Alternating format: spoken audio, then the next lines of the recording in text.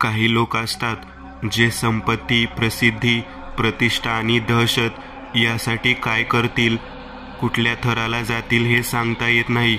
कर्मकांड, अंधश्रद्धा हे दुर्गुण समाजातून काढून टाकण्यासाठी किती संतांनी वेळोवेळी जनजागृती केली, किती वेळेस काही दुष्ट व्यक्तींना शिक्षा दिली, पण काय फायदा? जे आत काही लोकांच्या रक्ताचा भाग बनला आहे ते आता कसं बदलणार सांगू शकत नाही. रीत आहे, चांगल्यासोबत काही वाईट येतं अशी एक म्हण आहे. जिथे देव तिथे तुम्ही समजून काही लोक आहेत जे काही असामान्य शक्तीसाठी आपल्या व इतरांच्या आत्म्याची पर्वा करत नाहीत आणि असं काही करून बसतात जे कोणी विचार केला नसेल. नमस्कार, मी ऋषिकेश जाधव. मी एक सॉफ्टवेअर इंजिनियर आहे. गुगलमध्ये SEO या विभागात काम करतो. हो, मी नव्या युगातला आणि मॉडर्न विचार असणारा व्यक्ती आहे.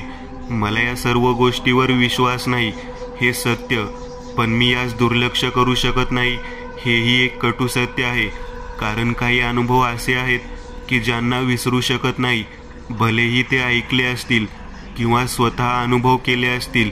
मला स्वतःला अनुभव आलेला नाही. पुढे कळेल की काय आहे यामागील गूढ आणि भीतीदायक. मी अमेरिकेत असतो तर या प्रसिद्ध कंपनीमध्ये एवढे काम आहे की आपल्या देश आणि गाव यांची एवढी आठवण यायची की असं वाटत असे सगळं सोडावे आणि परत मायदेशी कायमचे यावे. पण काय करणार, तसा योग आला नाही कधी. असे थोडे दिवस चालू राहिले. मी 2 वेळेस एम्प्लॉय ऑफ द मंथ झालो आणि माझे प्रमोशन झाले. त्यांनी माझी इच्छाच पूर्ण केली.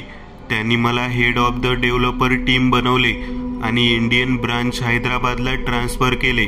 मी इतका आनंदात होतो की कोणाला काय सांगू, कसं सांगू हे कळत नव्हते. मी हैदराबादला जॉईन होण्याआधी मी आणखी एक विनंती केली की मला गावाकडे जायचं आहे, आईबाबाला भेटायचं आहे, नंतर हैदराबादला रिपोर्ट करेन. त्यांनीही तसे मंजूर केले. मी गावी आलो. माझ्या गावातून मी एकटाच एवढा शिकलेला होतो. बाकी सगळे माझे मित्र शेती करत होते. मित्र एवढे नव्हते, पण जे होते जीवाभावाचे. गावी आलो. जसं काय एखादा मंत्री यावं असं माझं स्वागत केलं गेलं. सत्कार कार्यक्रम ठेवला गेला. मला घरी पण लवकर जाता आले नाही. आई ओवाळणीचं ताट घेऊन दारावरच थांबली होती. कधी येईल माझं पोरग असं तिला झालं होतं. शेवटी आई ना ती. बाबा माझ्या सोबत होते. शेवटी बाबा मला म्हणाले, पोरा, तुझी आई खूप वेळ झालं तुझी वाट बघत आहे, घरी चल आणि एकदाचं कर तिला शांत. मला सारखा फोन येत आहे घरातून. काय, चल आता. मी होकार दिला आणि आम्ही शेवटी घरी आलो. आई दारावर थांबली. तिने मला बघताच ढसाढसा रडायला सुरुवात केली. तसा मी पण रडू लागलो. सगळं झाल्यानंतर मी घरात आलो आणि घर असे बघू लागलो जसं की आज माझ्या जीवनाचा शेवटचा दिवस आहे. सगळं हळूहळू आठवू लागलं. तेवढ्यात माझा मोठा भाऊ शेतातून आले की मला कवटाळून मिठी मारली आणि म्हणाला, आले का इंजिनियर साहेब? आई म्हणाली, चला जेवण करून घेऊया. माझे दोन्ही पोरं थकून आले आहेत. आता माझं गाव आणि गावचं गावरान मटण हे सुख स्वर्गापेक्षाही वरचढ. मटण ताव मारून खाल्ले आणि एकदम गप्पांच्या थारोळ्यात आमचे जेवण चालत होते. आईने विचारले, बाळा, आता नोकरी लागली, माझी एक इच्छा तर पूर्ण केलीस, आता तेवढं नातवंडाचं तोंड दाखव. म्हणजे तिला म्हणायचं होतं की लग्न कर. मी आईला म्हणालो, हो आई, यावेळेस मी लग्न करून जाणार आहे. ते कोणाशी लग्न करणार आहे हे तुलाही माहीत आहे. ती हसली आणि म्हणाली, बर बर, तिच्याशी लग्न. जेवण झाले. मी लगेच तिला भेटीला गेलो. ती माझ्या मामाची मुलगी होती. लहानपणीपासून मैत्री ते प्रेम हा प्रवास आम्ही करत होतो. आता वेळ होती या प्रवासाचा खऱ्या सुरुवातीची, म्हणजे लग्न करून सुखी व्हायची. ती पण डॉक्टर होती. मी तिला तब्बल 12 वर्षांनी भेट घेत होतो. हा, तसे व्हिडिओ कॉलवर तर बोलत असत आम्ही, पण समोर भेट घेणे यात खूप फरक आहे. मी तिला भेटलो. तिने मला एवढे कवटाळून मिठी मारली आणि चुंबन घेऊ लागली. एवढा वेळ चुंबन घेत होतो की त्याला कधी शेवट होतो की नाही याचे गणित कोणीही लावू शकत नव्हते. आता आम्ही एवढे उत्तेजित झालो होतो की आता सहन करणे शक्य नव्हते. शेवटी आम्ही ती सीमा ओलांडून आमचे परम सुख मिळवले आणि शांत झालो. रात्रभर आम्ही एकमेकांना झोपू दिले नाही. शेवट सकाळ झाली आणि आईला सगळे माहीत झाले होते. तिने मला म्हणाली, खूप घाई केलीस, काही लोकांना समजण्याआधीच लग्न करून घ्या दोघे. मी बोललो, ठीक आहे आई. मी आंघोळ केली आणि निघालो की गावात. कोणाकडे? आणखी कोण? माझे जीवाभावाचे मित्र. ते आज शेतात नव्हते गेले. त्यांना माहीत होतं मी आलो आहे म्हटल्यावर काही महत्वाचे नाही. ते तिथेच बसले जिथे आम्ही पहिली भेटत असत, म्हणजे गावच्या चावडीवर. मी गेलो, सगळ्यांना भेट दिली. सगळ्यांना कपडे आणले होते, मिठाई आणली होती, सगळ्यांना दिली. सगळे एकदम खुश झाले. पण सैतानांना काय पाहिजे होतं मला कळून चुकलं होतं. ते तरीही माझ्याकडे आशेच्या नजरेने बघत होते. मी म्हणालो, अर नालायकांनो, आणली आहे. सगळी मंडळी एकदम खुश झाली, कारण यांना देशी दारूची सवय होती आणि मी आज पहिल्यांदा इंग्लिशवाली आणली होती. त्यामुळे सगळे खुश झाले होते. बेत ठरला, रात्री शेतात जायचं, मस्त मटण आणि सगळं घेऊन जाऊ आणि मस्त मजा करू, जुनी आठवणी वगैरे. सगळं ठरलं. मी म्हणालो, मी एकदा घरी जाऊन येतो आणि परवानगी पण घेऊन येतो. त्यावर माझा एक मित्र म्हणाला, तुझं ते जणू रडगाणं आहेच का अजून? अरे झालं ना आता सगळं. मी म्हणालो, अरे तसं नाही रे बाबा, विचारावं लागतं. त्यांनी होकार भरला आणि ठीक आहे, ये जाऊन, आम्ही सगळी व्यवस्था करून ठेवतो. मी घरी आलो. आई जरा या गोष्टीसाठी स्ट्रिक्ट होती, त्यामुळे मी जरा परवानगी घेण्यासाठी धसकाच घेतला होता. पण कसंबसं मी विचारण्याचे धाडस केले. मी म्हणालो, आई, मी जरा आज रात्री बाहेर चाललो आहे, मित्रासोबत जाऊन येतो. ती लगेच, तुझं झालं का सुरू आल्याबरोबर? कुठे नाही जायचं, काही नाही करायचं, मित्रांना भेटलास ना, ठीक आहे. मी म्हणालो, आई तुझं नेहमीच आहे, मी कुठेही जायचं म्हटलं की लगेच तू तोंड वाकडं करतेस. बघ अगं, नेमकं कारण तरी काय आहे, ते तरी काय आहे, आज कर याचा सोक्ष-मोक्ष. ती म्हणाली, ठीक आहे, बस बाबा. आणि ती सांगू लागली, तुझ्या हातात जो धागा आहे तो केव्हापासून आहे माहीत आहे का तुला? काही आठवत आहे का? मी म्हणालो, एवढं नाही आठवत. ती म्हणाली, तू लहान होतास तेव्हापासून आहे हा धागा तुझ्या हातामध्ये, आणि तो का बांधला आहे हे तुला आज मी सांगणार आहे. तू खूप लहान होतास, तुला एवढे कळत पण नसायचे. तेव्हा आपली परिस्थिती एवढी चांगली नव्हती, त्यामुळे मी रानात कामाला जात होतो आणि तुझा बाबा दुसऱ्याकडे सालाने काम होते. तुझा भाऊ पण माझ्याबरोबर शेतात कामाला येत होता. तू कुठेही सैरावैरा फिरत होता. तेव्हा जरा गावात दवाखाने नव्हते, त्यामुळे कोणीही आजारी पडला तर तालुक्याला जावे लागत होते. त्यामुळे मी सारखी चिंतेत असायची की तू कुठे असशील, काय करत असशील, काही खाल्ले असेल का, हे प्रश्न सारखे माझ्या मनात असायचे. तू जरा जन्मापासूनच बरा नव्हता, कारण गरोदर असताना मला एवढे काहीच खायला मिळाले नव्हते. त्यामुळे तुझ्यात पण खूप काही कमी होते. आम्ही सगळे रात्री घरी यायचो आणि तुला भेटत असायचो. बाबा तर तिकडे असायचे, त्यामुळे आपण तिघेच घरी असायचो. दिवसभर काम करून तेव्हा कुठे रात्री खायला भेटायचे. असंच सगळं चालत होतं. मग एक दिवशी तू खूप आजारी पडला. तुला खूप ताप आलेला. मी एवढे लक्ष न देता तुला घरी सोडून आले होते, कारण तुझी ताप दिवसा कमी होत असे आणि रात्री येत असे. तेव्हा मी पाण्याने भिजवलेली पट्टी तुझ्या डोक्यावर ठेवत असे. पण एक दिवशी तू खूप आजारी झाला. तुझा ताप एवढा वाढला होता की बघायला नको. गावात तर दवाखाना नव्हता, त्यामुळे तुला एक बुवाकडे घेऊन गेलो आम्ही. आमच्या गावात तोच एक होता जो हे सगळं दूर करत होता. औषध करणी वगैरे तोच बघत होता. त्याच्या राहण्याची पद्धत खूप वेगळी असायची. तो सकाळी 3ला उठत असे आणि पूर्ण नागडा होऊन कुठली तरी पूजा करत असे. त्याचे खानपान पण खूप वेगळे होते. तो एक वेळी 5 पोळी, 2-3 वाट्या भात आणि नंतर गोड काहीतरी म्हणून 3 वाटी गुलाबजामुन खात असे. एक म्हणजे होता तो मांत्रिक, पण त्याचे बाईबद्दलचे विचार बरोबर नसायचे, त्यामुळे कुठलीच बाई त्याला घरात जाऊन बोलत नसायची. मी म्हणालो, मग कशाला त्याच्याकडे जात होते लोक? तसं नाही बाबा, त्याने दिलेले औषध लगेच काम करत होते, कोणीही लगेच बरे होत असे आणि लोकांना दुसरा पर्याय पण नव्हता. ठीक आहे, पुढे काय झालं? मी म्हणालो, मग तुला आम्ही घेऊन गेलो. मी काही घरात गेली नाही, तुझा भाऊ तुला घेऊन गेला. त्याने तुला बघितले आणि बघत राहिला. तो थोडा वेळ शांत होता. माझा भाऊ पण थोडा चकित झाला. हा काही करत का नाही आहे? न राहून तुझ्या भावाने विचारलं. महाराज, काय झालं हो माझ्या भावाला?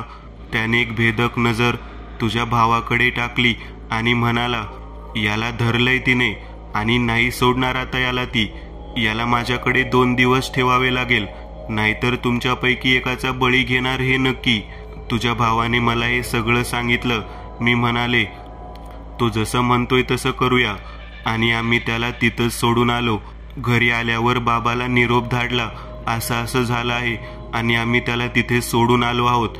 बाबा माझ्यावर एवढे रागावले आणि म्हणाले की हे काय केले तुम्ही? कारण बाबाला माहीत होते की तो काय करणार आहे. बाबाला थोडं ज्योतिषी शास्त्रच माहीत होतं. ते घरी आले आणि म्हणाले की त्या मांत्रिकाला मी खूप दिवसापासून मी ओळखतो. त्याला काळी विद्या प्राप्त करायची आहे आणि एक पुस्तकात त्याची सगळी माहिती आहे आणि तो शेवटच्या टप्प्यात आहे. बाकी सगळे त्याने पूर्ण केले आहे. आता सैतानाला बोलावून नरबळी द्यायची अशी शेवटची विधी आहे आणि त्यासाठी वैश्य कृष्ण पक्ष या तिथीला जन्म घेतलेला मुलगा हवा आहे आणि आपला बारका त्याच तिथीला जन्मला आहे. बाबा माझ्या भावाला म्हणाले, सगळ्या गावकऱ्यांना घेऊन त्याच्या घराच्या मागे एक वाडा आहे, तिथे घेऊन ये. आणि हो, पुजारी पण आहे, त्याला पण घेऊन ये लवकर. मी पुढे आहे. भाऊ गेला आणि बाबा त्या वाड्याकडे निघाले. सगळीकडे अंधार होता, पण त्याला जसे सगळे माहीत झाले होते तेवढ्यात बाबा आले आणि गप्प झाले.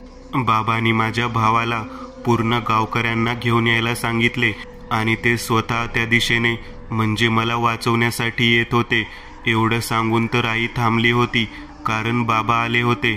बाबा आले, मला म्हणाले, काय रे, खूप निवांत आईच्या कुशीत झोपलास, नेमकं काय भानगड आहे? मी म्हणालो, काही नाही बाबा, मी असंच बसलो होतो. बाबा म्हणाले, अरे गाढवा, तू मला शिकवत आहेस?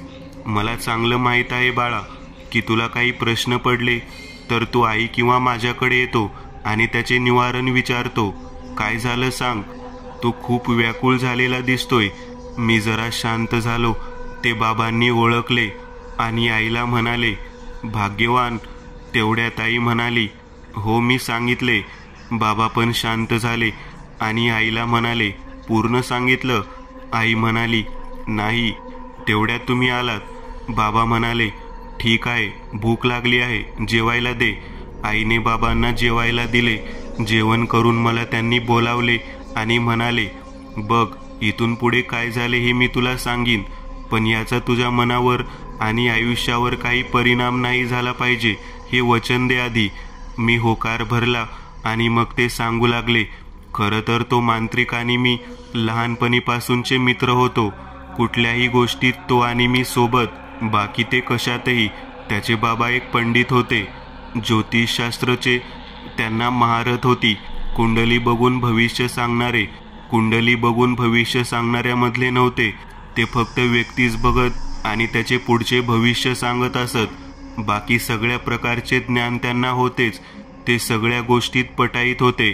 ते मला खूप मानत असत आणि मला सारखा म्हणत असत की तू एक दिवस राजासारखा जगणार आहेस. पण त्यांच्या मुलावर काही फार विश्वास नव्हता. मी म्हणालो, कोण तो मांत्रिक? कोण तो मांत्रिक? बाबा म्हणाले, हो तोच. त्याचे नाव तक्ष होते. त्याच्या बाबाचा त्याच्यावर राग होता, कारण तो जन्म घेताच त्याची आई वारली होती. त्याचे बाबा त्याच्या आईवर खूप प्रेम करत होते, त्यामुळे ते सारखं तक्षला बोलत असत, आईला मारलेस आणि काही दिवसांनी गावही जाळशील. पिशाच्य योनीच्या ते त्याचा जणू तिरस्कार करत असत. खूप अपमान करत होते. मी हे सगळे रोज पाहत होतो. तो सगळं सहन करत असे, पण मला खूप वाईट वाटत होते. त्यामुळे मी त्याला खूप काही समजावून सांगत होतो. जेव्हा तो नाराज असेल त्याला प्रसन्न ठेवत होतो. त्याने मला एक दिवस म्हणाला, कारण तो जास्त बोलत नसे, शांत असायचा आणि कोणी दुसरा मित्र नव्हता त्याचा. एक दिवस म्हणाला, तू आहेस तर मी जिवंत आहे, कारण तूच मला समजून घेतोस. असंच सोबत राहशील मित्रा माझ्या आयुष्यभर. मी म्हणालो, अरे कधीही मित्रा, कधीही. तू फक्त तुझ्या बाबाचा विचार मनातून काढून टाक. त्याने होकार भरला. तू शिकलेला आहे हां, असे बाबा मला म्हणाले. त्याला अडाणी समजू नको. माझ्यासोबत मॅट्रिकपर्यंत होता तो. पुढे पण. मी हो म्हणालो. बाबा सांगू लागले. दिवस निघत गेले, पण आम्ही आमच्या मैत्रीत गुंग. मोठे होत होते कोमारी आमच्या मनात आणि शरीरावर पूर्णपणे चढले होते. त्यामुळे मनात प्रेम आणि शारीरिक भूक जागू लागली. आता काय करणार? जवानीच ती. मग आम्ही रोज नटून थटून शाळेत जायचे आणि आज एक तरी मुलगी पटवायची असा निर्णय करायचा. एक दिवस मला तुझी आई दिसली. हो, आमचे प्रेमविवाह आहे. अगदी शाळेपासून मी तुझ्या आईला बघितले आणि प्रेमात पडलो. तुझ्या आईची पण तीच परिस्थिती होती. आम्ही मैत्री केली, पण त्या काळात जर भीती होती, कोणाला नाही कळले पाहिजे. आम्ही सगळे गुपित करत होतो आणि संवाद पण. चिठ्ठी लिहून एकमेकांना. तक्षला सगळे माहीत होते आणि तो माझी सगळी मदत करत होता. भेटण्यासाठी जागा स्वतः पहारा देत असे. जेव्हा आम्ही भेट घेत असत, खूप दिवस चालू होते.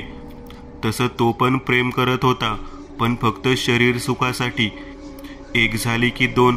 प्रत्येक वेळी नवीन मुलीस तो माझी ओळख करून देत असे. मलाही काही फार आवडले नाही, कारण त्याचा स्त्री जातीकडे बघण्याचा दृष्टिकोन बदलला होता. त्याला कोण आई बहीण मैत्रीण यामधील फरक काय आहे हे जसे तो विसरून गेला होता. त्याचे बोलणे वागणे बदलून गेले होते. अगदी माझ्या सोबत देखील. मी एक दिवस त्याला एकांतात घेऊन बोललो, काय चालू आहे रे हे सगळं? काय झालं आहे तुला? तो म्हणाला, काही नाही, मला काम आहे, येतो मी. मी त्याला थांबवले आणि म्हणालो, मला सांग तक्ष, काय चालू आहे नेमकं? तू काहीतरी लपवत आहेस माझ्यापासून, खरं सांग. त्याने माझा हात पकडला आणि त्याच्या घरी घेऊन आला. मी घरात जसा शिरलो, एक दुर्गंध येऊ लागली. मी हळूहळू आत जाऊ लागलो आणि अचानक मला ते दिसले, जे मी कधी विसरू शकणार नाही. त्याने त्याच्या वडिलांचं धड कापून बाजूला ठेवलं होतं आणि ते धड तसंच एका खुर्चीवर ठेवलं होतं आणि तो माझ्याकडे नुसता बघत होता. त्याचे डोळे लाल झाले होते. तो म्हणाला, बघ, आता मला कोण काही बोलणार नाही. आता मी स्वतंत्र आहे.